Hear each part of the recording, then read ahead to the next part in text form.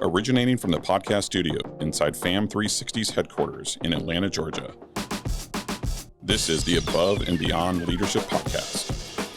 The Above and Beyond Leadership Podcast is designed to encourage, equip, and inspire our audience through a combination of inspirational stories and real-life experiences shared by other successful and skilled leaders in a variety of vocations.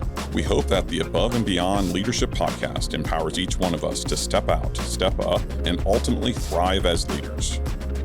Now here's our host, Mr. Matt Maloney. Hello, and welcome back to another episode of the Above and Beyond Leadership Podcast. I'm your host, Mr. Matt Maloney. I am thrilled to have today's guest in studio with us. Before I reveal our guest's name and identity, I'd share little things about him. Today's guest is an accomplished fitness business entrepreneur. He's the founder and chief executive officer of Alloy Personal Training.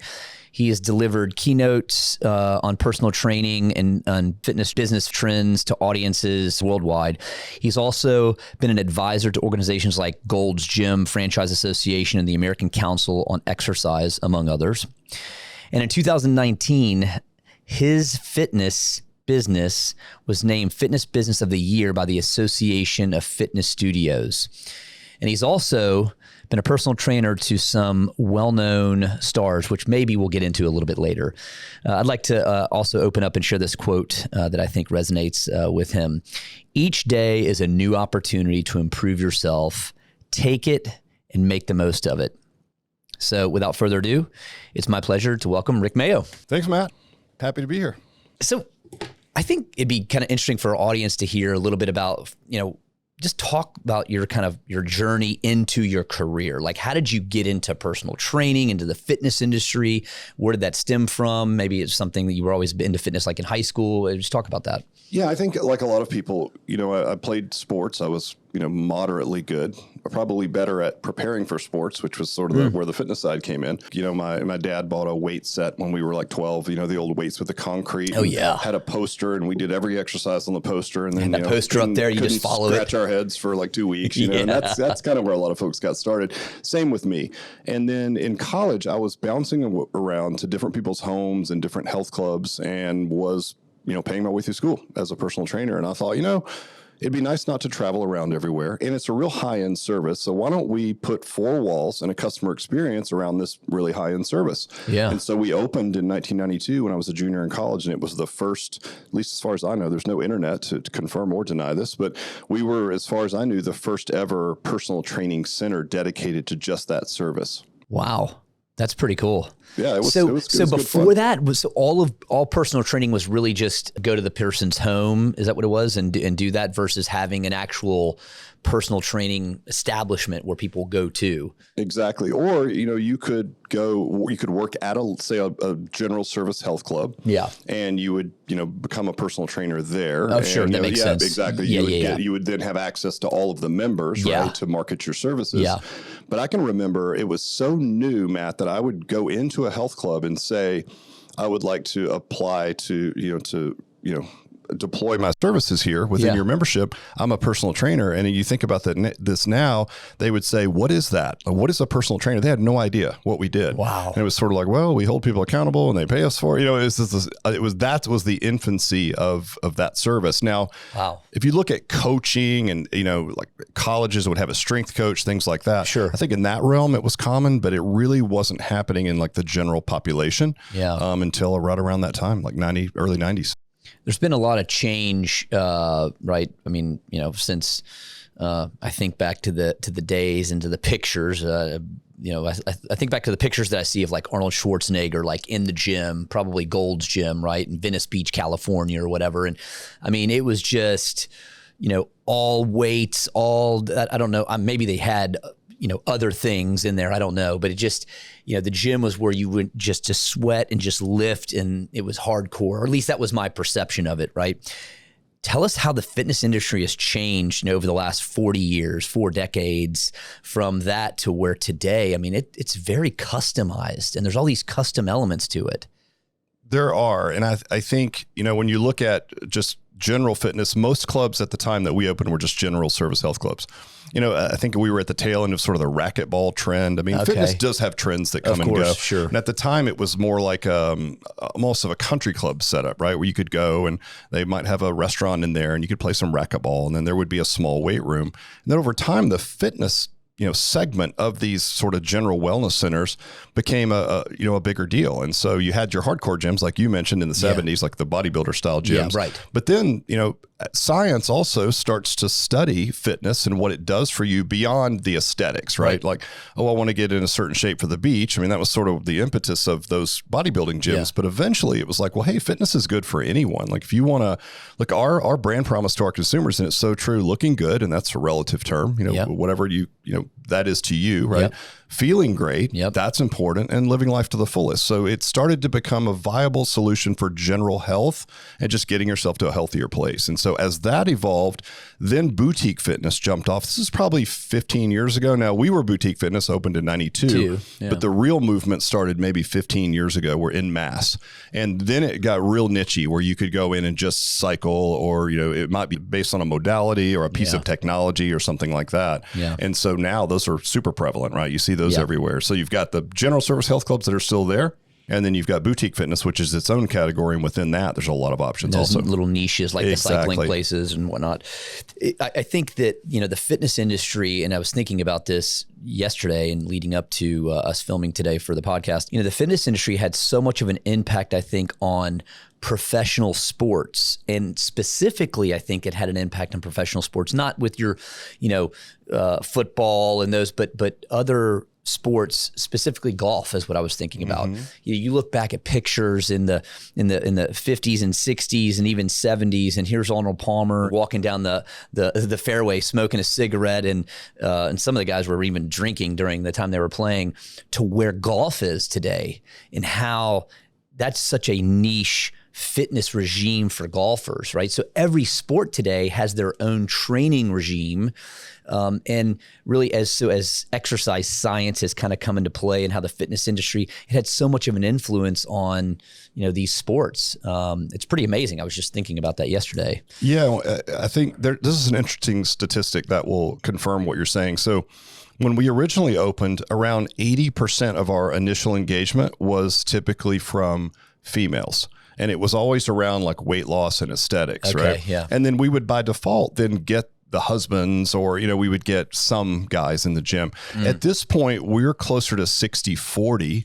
And a lot of, again, it's just more, I think, commonplace to see guys coming to the gym for the reasons that you mentioned. They see their favorite athlete, whether it be a golfer, tennis player, pickleball, you name it, right? Pickleball's huge now. But the science is proven. No matter what you do, what sport you do, getting some type of training around that is only going to benefit you, even for golf. Whereas to your point in the past, there was all these misconceptions about again, because fitness was only seen as a way for maybe a male to get big muscles, right? Then it was like, well, you don't want big muscles for golf, so don't do fitness. But as you said, the exercise science has caught up. It's like, oh, wait a minute, it's mobility, it's club head speed, it's all the stuff. Things, right? Like a part of what we do, because we target 45 to 65-year-old age demographic with money, because personal training's more expensive. A lot of our customers play golf. So we have baked into our programming, Titleist Performance Institute has a certification specifically for golf fitness, and we implement a ton of it into our programming because a lot of our folks like to play golf. Yeah. And now I've seen, I'm a coach, a youth sports coach several of my son's different sports teams. And, even like with his baseball team, he's on this travel baseball team. And he's right at the very precipice, right at the outset of that quote unquote travel ball.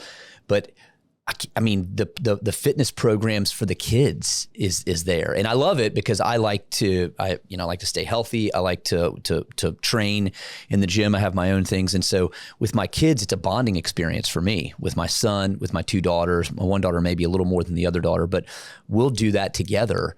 And it's time that we get to spend together. So now that's starting to come into play, and in fact, even in some of the kind of personal training classes I'm in, I'm seeing where they're offering like father-son, father-daughter, mother-son, mother-daughter kind of sessions, if you will. That's right. Which is awesome. I really love it. So what are some of the trends that's happening right now? And, what is the evolution? Does mental science, mental health and science come into it? Because it's already kind of tied to it, right? A little bit. Yep.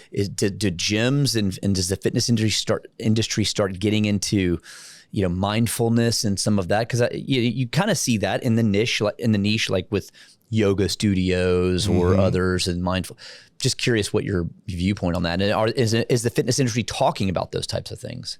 100%. And I think, we get a lot of these questions because if you are going to be hired to speak and talk about what's next, if you're a futurist, if you will, whatever that is, you really have to decide, like, what's the best seat to sit in as this moves forward? Because there's a million niches. Like, where should we go? And a lot of them are coming from people who are looking to invest or want to get into the fitness industry, or maybe it's a young person who's coming out of college and they want to make a career in fitness. Like, where can I go? Where is it? Yeah. And I think this is the best way to describe it. Like, if you think about wellness as a wheel, right? The best seat to be in would be the hub of the wheel, right? No doubt. And say it's a spoked wheel. Yeah. And then there's many spokes in that wheel. So you mentioned a few, like, strength. Yes, you need that. Mobility, you need that, right? Recovery, and that could be sleep, right? Nutrition, supplementation, which is a little different than nutrition. Yeah, sure. There's all of these spokes. And the key is, if you can sit in that position of a hub in that wheel, you're in a really good spot. Yeah. So you don't have to be all of those things, but you have to understand all of those things. And if you can approach each person as an individual, they're all different and they're in different stages of their lives and they need different things. And so you sit in this seat and then you can point them towards which of those spokes would be most impactful.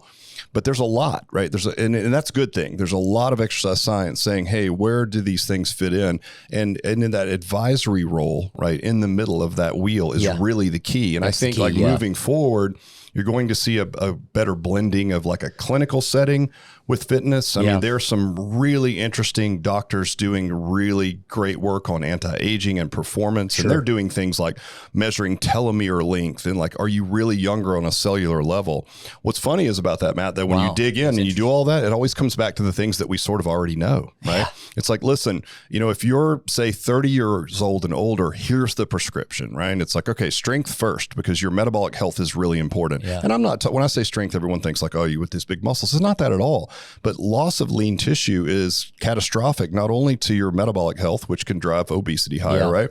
But, balance and just everything that comes along with it. Cognitive. And it's harder to get it back as you age. Big time. I mean, I'm working twice as hard right now just to gain X number of pounds of lean muscle mass than I had to work just 6 or 7 years. And I'm thinking, this is ridiculous. Like I would have already reached this goal and here I am 6 months longer and I still haven't reached that goal. Right. Well, here's a great way to describe it. So let's just say that you were in the middle of a ladder, right? And you said, okay, exercise. What does that do? I'm on this rung of the ladder. Okay. If you just exercised, it would probably move you up, let's say 3 rungs on the ladder, right? Now, I'm not advocating this at all, but let's say you were smoking and you didn't you didn't quit smoking. You continued to smoke. That maybe move you 1 rung down on the ladder, right?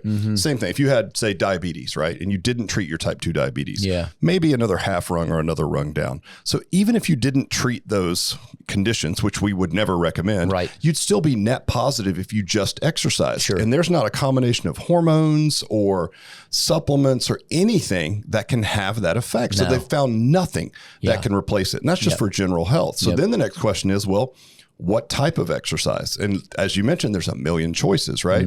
And so bang for the buck, it's like strength first for any age bracket. Second is move more. And I think we underestimate just movement overall. And so the threshold, and I know this would sound like a lot for a beginner, but just imagine working your way up to this. And at some point you have to pay the piper to get these results, right? Try to move 3 hours a week. And let's say that there's 5 heart rate zones, right? And think of these as effort zones, 1 through 5. So you need to move 3 hours a week at, say, a zone 2 effort. And for anyone listening, that would be something I'm slightly winded, but I feel like I could do it all day. So think about brisk walking as an example. Like a fast walk. Exactly. It's and we're both wearing smartwatches. Like get your steps in, right? I mean, keep it that simple. So strength 2 to 3 days a week first. Next, move more. 1 day a week is the threshold. Get your heart rate up really high. And that would be like a zone 5. So if you look at, hey, I spend a lot of time in zone 2, the bulk of my time moving more, and then every now and then I'm going to get my heart rate really high. I think what we've seen traditionally is that a lot of folks will spend a lot of time in sort of that 3-4 zone. It's a derogatory term, but a lot of folks will maybe call that the garbage zone. So that might be like your boot camps or like you're just jogging, right? Great if you have a goal to run a 5K or whatnot, but if you're just saying, all right, listen, I'm going to start exercising or I'm already exercising, what's the best use of my time?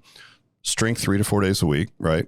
Two minimally, 4 most, right? So let's just say 3 would be ideal. Yep. Move 3 hours a week at a low pace, Yeah. something sustainable. 1 day a week, get your heart rate up really high. And that could be like on a bicycle or something. So it doesn't have to beat you up. Yeah, right? You don't sure. have to run sprints. Yep. You can, Yep. but there's a lot of ways to do it. Yeah. That's it in its most simple format. And then you say, okay, great. So that would move me that 3 rungs up on the ladder, Yeah. right? Perfect. And then like, okay, what about nutrition? Because that's always the Wild West. And it's like, do I go vegan? Do I go here? Yeah. That's the tough part, right? Oh, there's so many. That's and it. all of those options are better than the traditional American diet. So we'll Yeah. start with that. Yeah. Like you probably can't go wrong. That being said, if you look at, again, strength being first and metabolic health being a real issue for us right now, most people are under eating their protein to a certain degree. Yeah. So a good rule of thumb would be a gram of protein per pound of desired body weight. Yeah. So if you're 400 pounds and you're trying to lose weight, you don't want to eat 400 pounds or 400 grams of protein, right? Yeah. But if you said, well, I'd love to weigh 220, it's like, well, eat that, right? And that does a lot. I mean, there is some just through protein synthesis that can help you keep your lean tissue even without exercise, which Yeah. I don't think a lot of people know that. And then additionally, there's just some side benefits. If you have to eat that much protein, even if you have to supplement with some type of a protein shake, and that can be vegan or pea or whey, it doesn't matter, right? Yep. Your satiety is going to go up. So if Yeah. you're eating that much protein, you're less apt to eat junk food, right? Because you're just full. Yeah, I talk about that a lot with friends and in family, just talking about, how important protein is because of course my personal trainer and other people have like just pushed that into me. Like this is so important. Good. Like That's it's good advice. so important. And my wife and I were debating this. I don't know. I think it was over the holidays, but we were debating about, well, can you have too much protein? I guess you could, right? You talked about it, like Theoretically, no. but maybe not, right? No, I don't and know. there's some old misconceptions about like, it's tough on your kidneys and all that. None of that's true. Right. So none of those things are true. So you can eat as much as you want. Now, it's just really confusing these days. You Eat can as much log protein on, as you want. Yes. Exactly. Just, hey, man, eat eat whatever. anything you want. Go for it. But I think it can be really confusing. I feel bad for the average consumer because you can log on to Instagram and you've got some beautiful body there and they're saying like the key to everything is to intermittent fast or the key to everything is to eat keto. It's like, no, go plant-based. And I mean, literally, There's so it's like much you stuff could out there. It's scroll and ridiculous. once the algorithm grabs you, each You're in there. video or Boom. whatever, it's a completely different piece of advice. So Yeah. it can be very confusing, but I would just say like, keep it simple, right? That's right. Simplicity is Zoom key. out, Yeah. strength first, move more, get your heart rate up every now and then, try to eat as much protein as you can. A good target would be, again, a gram per pound of desired body weight. If you just did that, you're putting yourself way ahead. Yeah. Yep. That's key. That's good. Talk about culture. And you look at it from the lens of, hey, I'm a business leader. I want to build a great business. I want to build a great brand. Part of that stems from culture, right? And establishing the culture of the organization.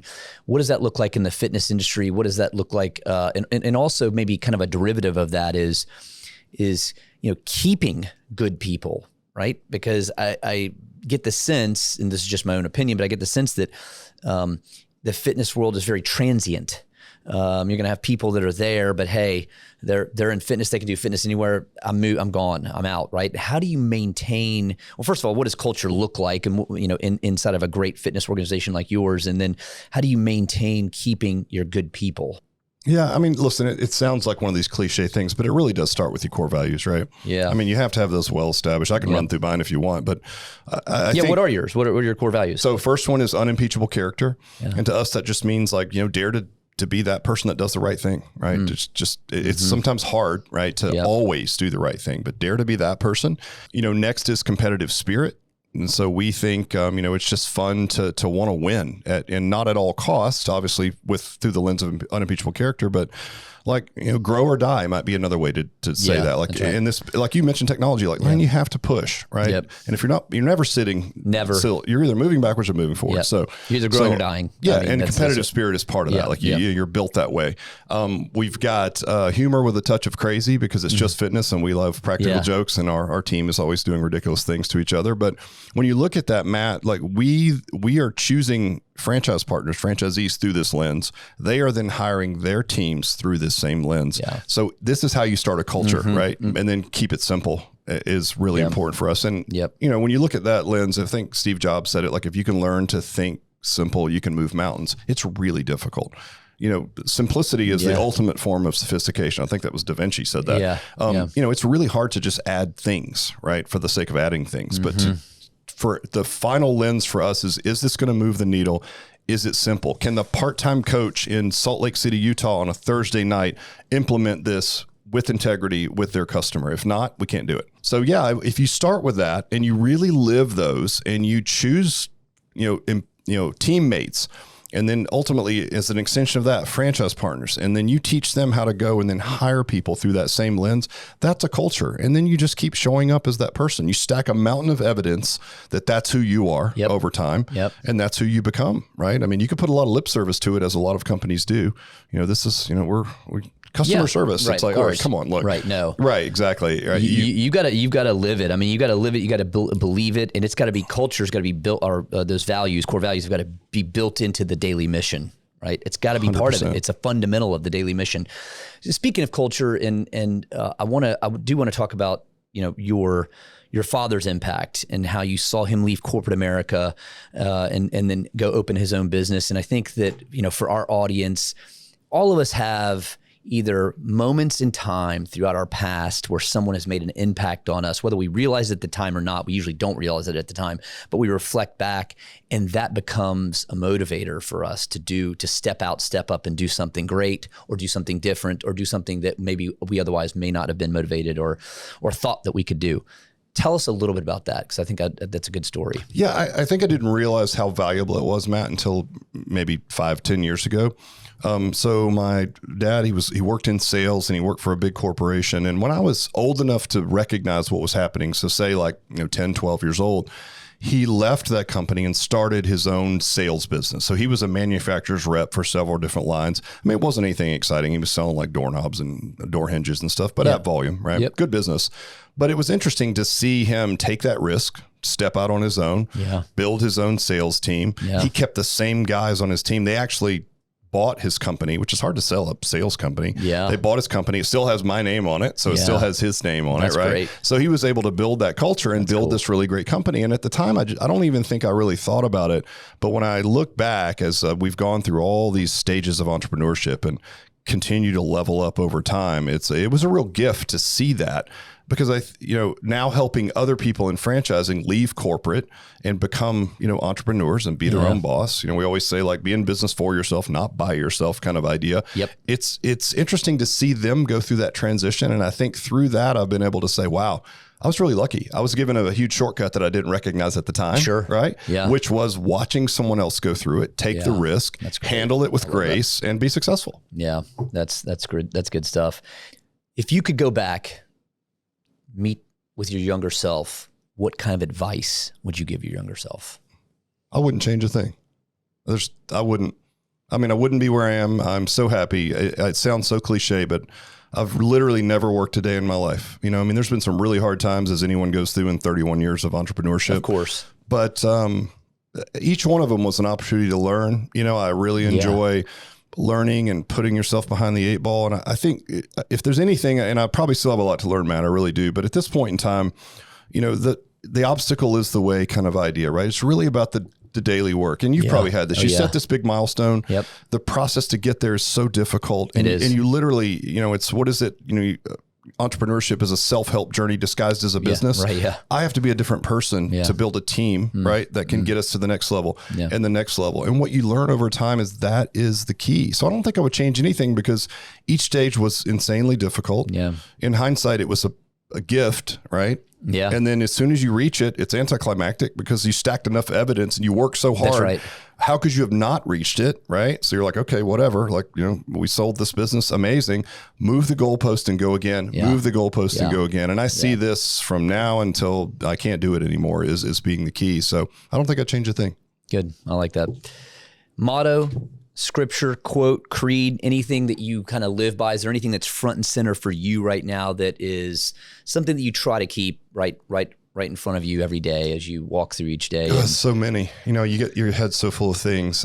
We have these funny T-shirts that say, do your job. And we wear them at work. And it sounds kind of harsh when you say that. Like, it's not like me screaming at someone to do their job. Right. But you have a lot of roles. Like, so Matt, you have a lot of roles in your life. You're an entrepreneur, you're a dad, you're a coach. Each one of those things requires a certain part of you to show up, right? That's what I mean by do your job. There's a famous Stoic philosophy too that says, like, who are you not to wake up and put your feet on the floor every morning and go do what you're born to do, right? Yeah. Do your job. And I think that's, to me, what that means. And it's a joke as a T-shirt. You hear football coaches yelling it or whatever. It's not even about that. It's like, who are you to the people around you, whether it's your team, your customers, your kids, your spouse? Be that person. Show up, right? Do your damn job. Yeah. That's where the integrity piece comes in. And to people, do show up, be reliable, be consistent from start to finish all the way across. Not easy. It's simple, not easy, but not easy. Simple concept, not easy. I'm encouraged. Thank you so much for joining us today. And thank you for sharing your story about your incredible journey on just building Alloy, and obviously your personal training and fitness journey. For those that want to learn more about Rick and about the Alloy franchise opportunity, visit alloyfranchise.com. And to understand Rick's views also just on fitness and business, you can go and check out his podcast. He has his own podcast, Alloy Personal Training Business Podcast. And look, I look forward to having you on the next episode here. Matt, I appreciate it, man. It was a blast. The time went so quick. I know. I can't wait to join you again. To all of our listeners and subscribers out in podcast land, thank you for joining today. I hope today's episode was both empowering and inspirational. Until we meet again, I hope and pray that our daily journeys are filled with opportunities to lift others up as we aim to go above and beyond. Thanks, everyone. Our executive producer and host is Matt Maloney, President and CEO of FAM360. Strategic Communication Coordinator, Michelle Ducato. Production assistance by Tin Dog Studios. Director, John Roland. Creative Assistant, Whitney Roland. Theme song, Connecting Dots by Curtis Cole, provided by Artlist. Please subscribe today and don't miss any of our weekly episodes.